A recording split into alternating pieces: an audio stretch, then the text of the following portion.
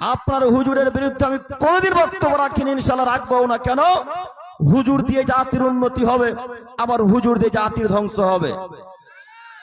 হুজুর দিয়ে যেমন জাতির উপকার হয়, হুজুর দিয়ে ঠিক তেমন জাতির ধ্বংস হয়, তার জলজান্ত প্রমাণ গজাল। এই বক্তব্য মঞ্চটা হয়ে গেছে এখন গজালের ময়দান, গজালের মঞ্চ, তাই না? বক্তব্যের মঞ্চ এখন হয়ে গেছে গজালের ময়দান।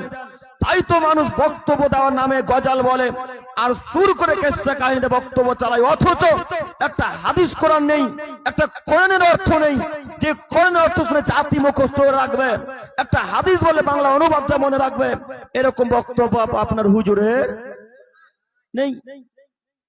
তাই আপনার হুজুরকে আমি প্রতিদিন বলি, যেখানে দেখা হয় যে হুজুর আপনি গজাল বন্ধ করেন, তাহলে হয়তো বা ইনশাআল্লাহ জাতির উপকার হবে, আপনার উপকার হবে। যাই